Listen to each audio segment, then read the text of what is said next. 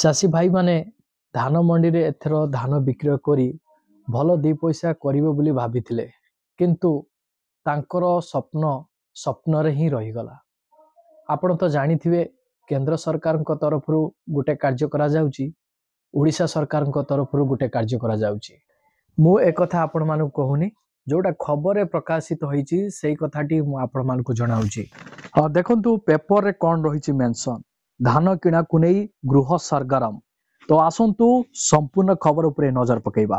देखंतु एथिर मध्य मेंशन रहिची नवेम्बर रु धान किणा आरंभ हेबा कथा, डिसेंबर हेलाणी धान किणा प्रक्रिया संपूर्ण होई पारि नाही।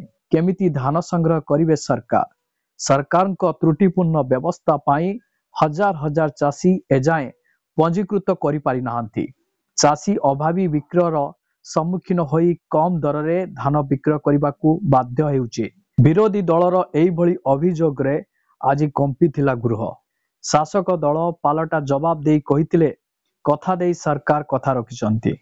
नुआ सरकार आसीबा परे धान क्विंटाल पिछा 3100 टंका देइचंती। चाषी पंजीकरण बढ़िची, धान संग्रह भी बढ़िची। मात्र पूर्व सरकार को मिलर को सह मिसी चाषी को शोषण करुथिले। मंडी अव्यवस्था और धान किणा प्रक्रिया रे त्रुटि प्रसंग रे विरोधी दल आनिथिबा मुलतवी प्रस्ताव आलोचना कुनै गृह आज सरगरम रहिथिला। बीजेडी विधायक दल उपनेता प्रसन्न आचार्य कहिले नवेम्बर रो प्रथम सप्ताह रु धान संग्रह होइथाए, मात्र एजाए धान संग्रह प्रक्रिया असंपूर्ण रहिछि। धान संग्रह केमिति करिवे सरकार? मिलर माने बैंक गारंटी देई नांती। स्टॉक अछि कि नाही सरकार जांच करिसंती कि नाही? जदि गोदाम खाली नाही धान रखिबे केउटी? चाषी बेसी दिन निज पाखरे धान रखि पारिबो नाही। परिवार रो पोषण, पिलांको पाठपढ़ा, ऋण सुजा आदि चापरे चाषी बाहर रे क्विंटाल पिछा 1600-1700 टंकारे धान बिकिबाकू बाध्य हेउची। खाली सेतिकी नुह, एबे भी हजार हजार चाषी नाम पंजीकरण करि पारि नाहंती। बरगढ़ जिल्ला रे प्राय 5000 चाषी पंजीकरण करि पारि नाहंती। सरकार पंजीकरण प्रक्रिया को जटिल करि दैचंती। फल चाषी हंतसंत। धान किणा तारीख नहीं जिला स्तरीय और राज्य स्तरीय कमिटी पृथक पृथक दिन धार्य करुचंती। इनपुट सब्सिडी 800 टंका को मिसाई धान क्विंटाल पिछा चाषी को 3100 टंका दिया जाइछि। भारत सरकार धान क्विंटाल पिछा एमएसपी 69 टंका वृद्धि करिसंती। यह वर्धित टंका कण चाषी को सरकार देबे कि बोली श्री आचार्य कहिथिले। बीजेडी सभ्य रणेंद्र प्रताप स्वाई कहिले कटिनी चाटिनी हेले कठोर कार्यानुष्ठान ग्रहण कराजिवो बोली गत वर्ष सरकार कहिथिले। केते जनक उपरे कार्यानुष्ठान ग्रहण करिसंती ए सरकार? बीजेडी सभ्य प्रदीप दिशारी कहिले कौनसी जागारे धान किणा आरंभ होई नाही। कांग्रेस विधायक अशोक दास कहिले धानर मान निर्धारण पाई सब मंडी रे एनालाइजर मेसिन नाही। जेउठी एनालाइजर रो मेसिन द्वारा धानर एफक्यू मान निर्धारण होई पारुनी सेठारे मिलर माने कटनी छटनी करुचंती। बहु समय रे मंडी जनित अव्यवस्था पाई चाषी को टोकन अवधि अतिक्रांत करि जाउची। केंद्र सरकार धान एमएसपी 2300 रु 2369 टंका को वृद्धि करिसंती। एक कथा मध्य आउरी कहिसंती राज्य रे चाषी को धान क्विंटाल पिछा चाषी को 3169 टंका दियंतु सरकार। कांग्रेस सभ्य दाशरथी गमांग मध्य चाषी समस्या उपस्थापना करथिले।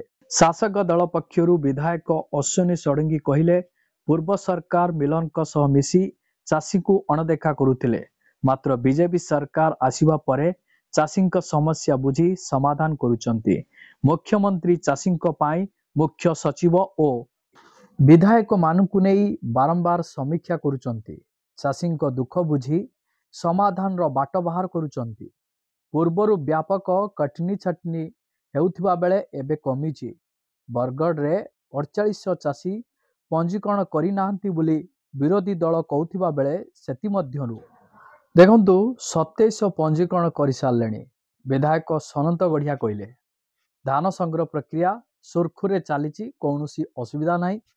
पूर्व सरकार समय रे चालुथिबा दलाल राज बंद होईची। पूर्व रे जो दुर्नीति भ्रष्टाचार चलीथिला, दलाल गिरी चलीथिला सब बंद हो जाइची। विधायक दुर्गा प्रसन्न नायक कहिले जहाँ कथा देइथिले सरकार ताहा आज पालन करिकि देखैछन्ति।